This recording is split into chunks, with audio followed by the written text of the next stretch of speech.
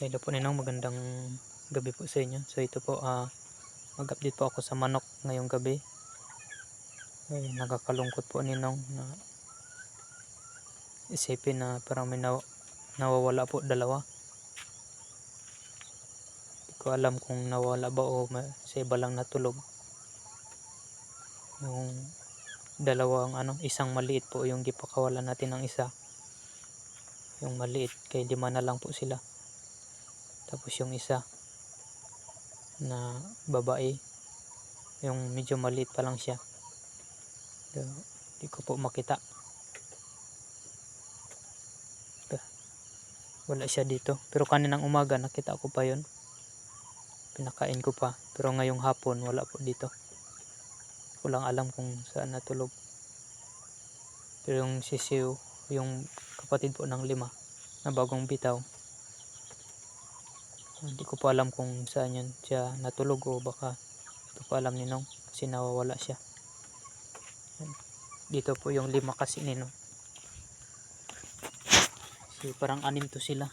Yung gibitawan natin nakaraan, 6 ba yun o 5 basta. Dito po, tignan ko doon sa record book. Dito yung isang pabo.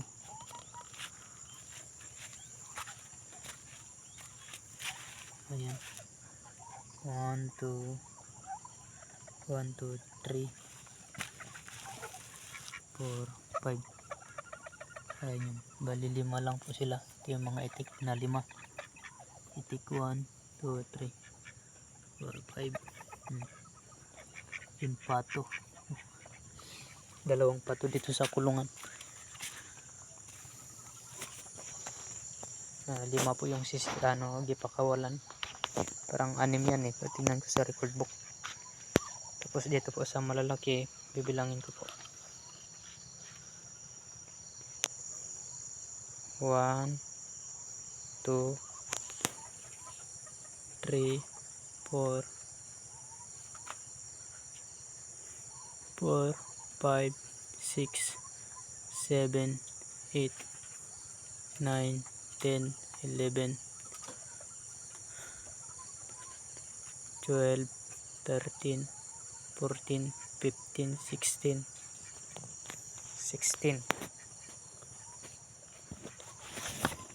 16,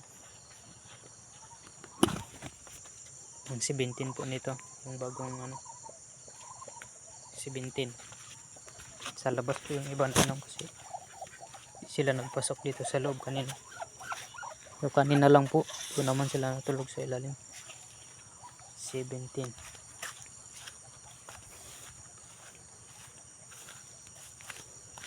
Pang 18 po dito ninong sa 18.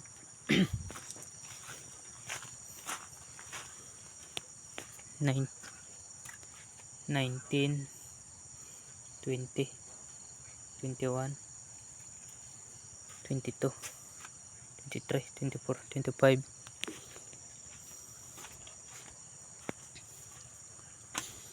25, 26. Diyan po, yun ang 26 po dyan. Pupuntahan ko po yung doon sa kabila, doon sa 26 sa kabilang tulungan sa pabo. So yun po ninong ang update. Tapos po ninong ang mga pato, dito po yan sila. Ayan, may 2 pato po doon sa kulungan kanina. Tapos iyan pato. 1, 2, 3, 4, 5. Yan yung mga pato. Bali 6, 7. 7. Bali 8 po yung pato kay yung bagong bitaw. Yung bago po, bata pa na pato. Yan yung pang 8. Oo. Pang 8 po. Tapos ang itik may 3 po dito. Yan. 1, 2, 3, 4. Bali 8 din po yung itik kay 5 yung dun sa loob kulungan. Yan po ninong, kahit siraduhan po dyan sa kulungan. Kahit siraduhan ko po yan, maglipa dyan sila. Magpunta dito, kaya dito sila natutulog. Dyan talaga sila natutulog ninong. Bali kompleto po ninong ang mga pato, itik. Wala pong nawala.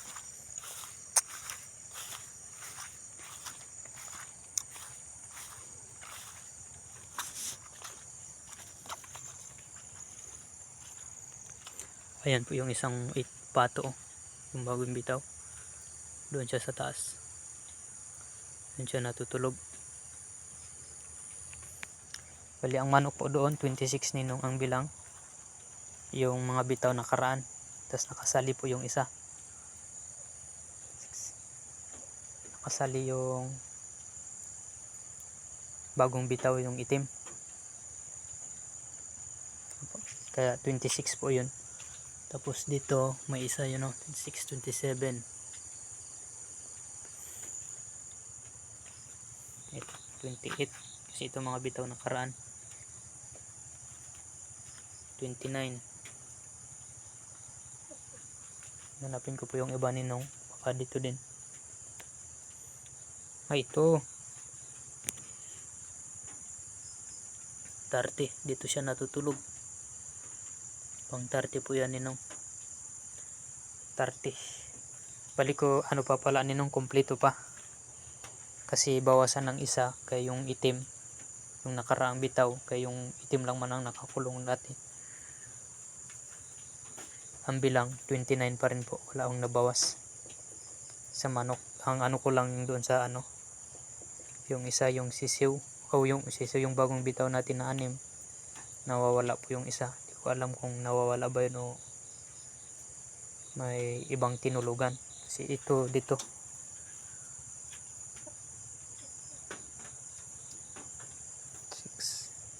So kompleto po ninong ang mga manok. Yung isa lang ang wala. Tapos ang pabo 1, 2, 3, 4. Das dalawa yung sa growing pin 4, 5, 6. Pang 7 po nin sa kulungan. So yan po ninong ang update sa manok. Nag-video po ako ngayon na gabi para makita nyo po. So yung sa mga nasa kulungan lang hindi ko na video yung dyan. Okay, dyan lang man. So nagbilang po ako sa mga manok para makalaman nyo po na walang, kung may kulang o wala o may nawala. Ayun po ang isang ano ko lang, yung isa parang nawawala po yun kasi di ko makita yung bagong bitaw. Kasi nag-video po ako ninong para makita nyo kasi bukas magchat-chat po ako ngayon. Napagdesisyonan ko po ninong na magpaalam na po sana ako sa inyo. Magpaalam na po ako sa inyo. Hindi po sana kundi magpaalam na ako. Mag-uwi sa Maasin. Si Mrs. nagsabi siya sa akin na hindi na daw siya magbalik dito. Yun po nakakalungkot. Ang mga magulang niya po di rin magpayag dito siya manganak doon. Kay pag doon siya naaalagaan po ng nanay niya. Kasi kung ako hindi ko rin siya maalagaan ng maayos kasi kung dito panay trabaho po ako. Walang time para sa kanya. Kaya mas nakakabuti po daw sa kanya na doon magpaalaga muna. Buti lang kung hindi siya buntis, okay lang. Kay buntis kailangan po ng alagaan siya ng nanay niya. Kasi nagpaanak po yung nanay niya, pati yung tatay niya. Hindi din magpayag na dito. Kasi may mga trabaho din sila doon. Hindi nila maiwanan na matagal. Kaya mas mabuti pa na doon daw si Jisa. Malagaan nila. Tsaka ninong wala rin po akong lakas na sabi na dito si Jisa. Kasi di ko hawak yung buhay niya. Kahit anong mangyari basta doon sa magulang niya. Masawa ko siya pero mas malakas pa din yung magulang niya kontra sa akin. Yan nga, hindi na magpayag yung nanay niya na dito. Kaya napagdesisyonan ko po ninong na magpaalam na ako na mag-uwi na po ako sa Maasin. Kaya hindi ko na po intayin na ako yung tanggalin nyo po, kasi pag matagal na po, mga ilang buwan, kailangan ko nang palaging umuwi kasi si Gisa habang tumatagal ng ilang buwan, mas lalong lumalaki yung tiyan niya po at nalapit na yung panganak. Kailangan niya talaga ako doon, kaya madadalas ang pag-uwi ko at maraming araw na masasayang na hindi niyo ako mapakinabangan sa trabaho, kasi doon ako. Kaya maisipan nyo na tanggalin ako at papalitan. Kaya ako na pong manguna sa inyo na ano nyo na lang po, ako na po mag-una na mag-uwi na po ako. Hindi na ako magtrabaho, doon na lang po ako sa maasin, kasi parehas din yung trabaho ko dito at doon magtrabaho din ako doon sa sarili ko, parehas din po. Kaya yun ang desisyon ko po, buo na po ang desisyon ko na mag-uwi. Kung bukas po maibigay nyo sa amin ang dapat nyong ibigay sa amin, at parang si Jigo magpaalam na rin po daw yun, mag-alis, mag-uwi na, mabigay nyo lang po ang dapat nyong ibigay sa amin sa trabaho namin. At sa mga sabi nyo po kung ano yung ibibigay nyo, yun po ay hintayin namin, kasi yun ang pangako nyo sa amin. At sa trabaho po namin, hintayin po namin at aalis na po kami bukas. Yun po ang desisyon namin. At makahanap man kayo ng wala pa man kayong mahanap na tao bukas, o may mahanap kayo, basta alis na po kami ng madalian. Alis na po kami, Ninong, mag-uwi na po kami. Total may katiwala ka rin po sa kabila, si Titing. Kaya Titing, siya na lang po ang pangsamantalang mag-aalaga dito kung wala po kayong makitang tao wala kayong ibang tao na makuha pa kaagad-agad. Kasi Kuya Titing po, total siya yung katiwala nyo. Siya po ang ipapaalaga nyo dito para masubukan niya po. So yun po, Ninong, ang update sa mga manok. At bukas po mag-video din po ako sa mga gamit diyan sa bahay na naiwan yung iba, kasi doon kay Tripon. Yung diyan sa akin, diyan po bibidyohan ko bukas yung mga gamit, kaya nakaayos po yan lahat. Yung mga gamit walang naka hiwalay, kundi buo-buo po yun sila bawat Bidyoin ko na lang po, Ninong, at ipapasa ko sa inyo. Kahit ito, pasa ko po sa inyo at magchat-chat din po ako sa inyo.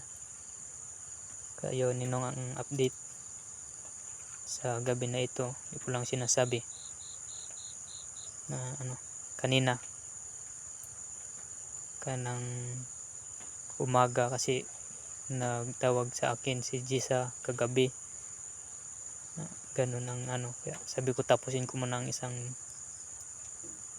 araw ngayon bago ako magpaalam, kasi ginaya ko lang po kayo, Ninong, kasi katulad po nung pagdesisyon nyo kay Jamjam na tanggalin siya, hindi po kayo nagdalawang isip kung bakit nyo tanggalin, kung hindi nyo na rin po siya pinasalita kung anong reaksyon niya.